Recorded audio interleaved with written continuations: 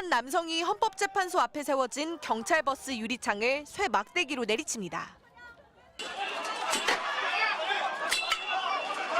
헬멧에 방독면까지 쓴 이 남성은 주변 사람들이 말리자 현장을 벗어났다 8분 만에 경찰에 체포됐습니다.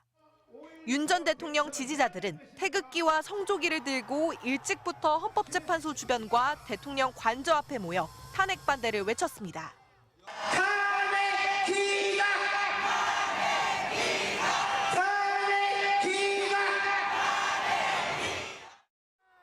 헌법재판소가 만장일치로 파면을 선고하자 곳곳에서 욕설과 고성이 터져나왔습니다.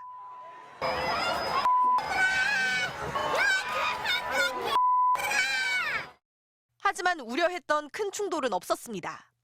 대통령 관저 앞에서 분신을 시도하겠다는 신고가 접수됐지만 확인되지 않았고 쇠 막대기를 든 일부 시위대가 헌법재판소 방향으로 가려는 모습도 포착됐지만 경찰에 가로막혔습니다. 경찰 비공식 추산으로 한때 16,000명까지 모였던 대통령 관저 앞 시위대도 파면 선고 직후 그 수가 빠르게 줄어들었습니다.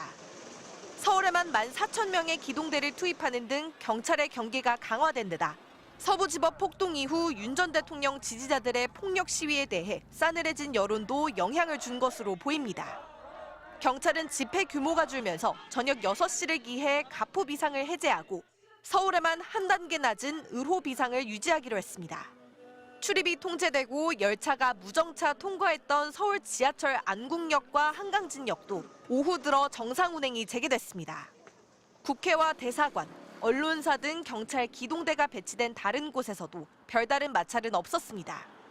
경찰은 다만 파면 선고에 불만을 품은 지지자 일부가 헌법재판소를 겨냥할 수 있다고 보고 주변 150m의 이른바 진공 상태는 순차적으로 줄이고 보호 조치도 당분간 이어가기로 했습니다.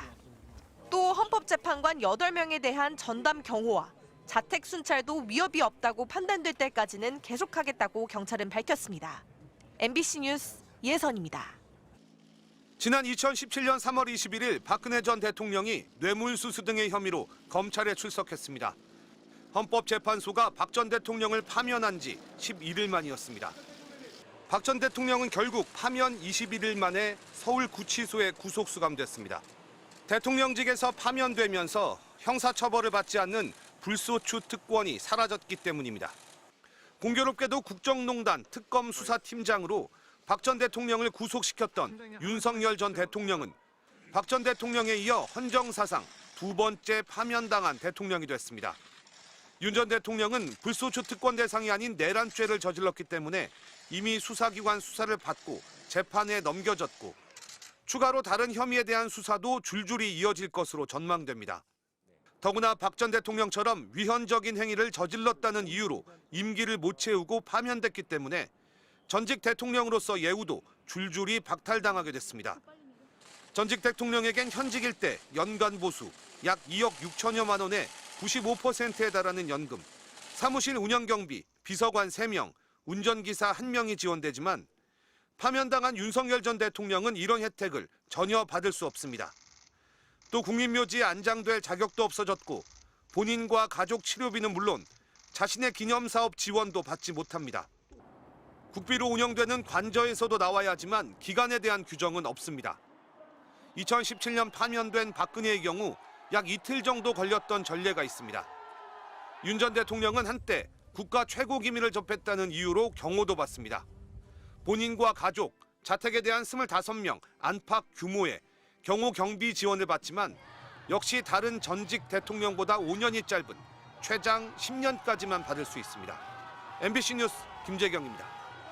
헌법재판소가 윤석열 전 대통령을 파면하자 곧바로 국방부가 전 군에 있는 윤 전 대통령 사진 철거 조치에 나섰습니다. 국방부 관계자는 대통령이 임기를 마치면 지휘관 책임하에 사진을 세절 소각하도록 부대 관리 훈령에 규정돼 있다며 이같이 밝혔습니다. 이 관계자는 헌재가 주문을 읽으면 그 즉시 효력이 발생하기 때문에 각 지휘관들이 훈령에 따라 조치한다고 설명했습니다. 부대 관리 훈령에 따르면 대통령 임기 종료에 따라 대통령 사진 교체 시에는 지휘관 책임하 세절 및 소각 처리한다고 규정돼 있습니다. 윤 전 대통령 사진은 국방부와 합동참모본부, 한미연합군사령부, 육해 공군과 해병대, 해외 파병부대 등의 집무실과 대회의실에 게시돼 있었는데 이 사진들이 모두 철거되는 겁니다. 군뿐만 아니라 외교부도 각국 주재 대사관과 총영사관 등의 전문을 보내 공관장 집무실 등에 걸려있던 윤 전 대통령의 사진을 모두 내리도록 조치합니다. 앞서 대통령실은 헌법재판소의 선고 직후 대통령실 앞에 개양돼 있던 봉황기를 끌어내리는 모습이 포착됐습니다. 현장 모습인가요? 안국역 근처 같고요.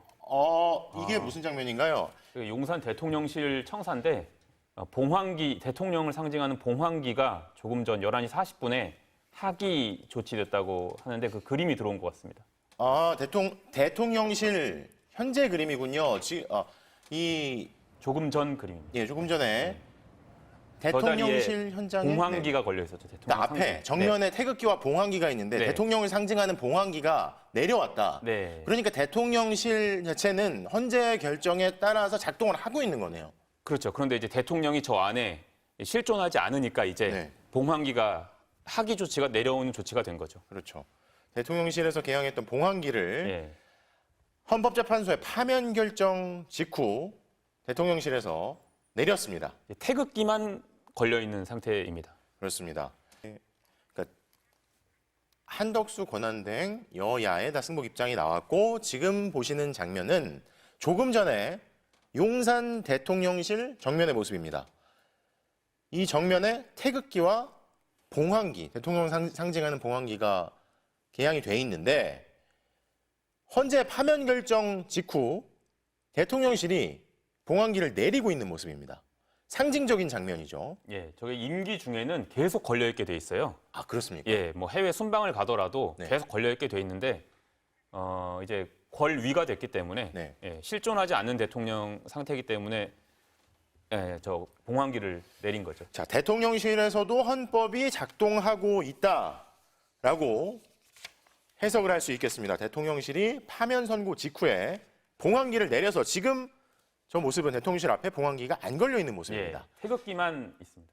이거는 그 전 장면이고요. 그렇죠. 이랬던 이게 비오면 장면인데 봉황기가 이제는 사라져서 태극기만 남아 있습니다. 대통령 권한대행 여야 모두 승복을 했고 대통령실도 지금 헌법이 헌재 결정이 이후에 제대로 작동하고 있는 모습을 볼 수가 있습니다. 자, 그러면 지금 대통령실의 분위기는 어떤지 한번 알아보겠습니다. 자.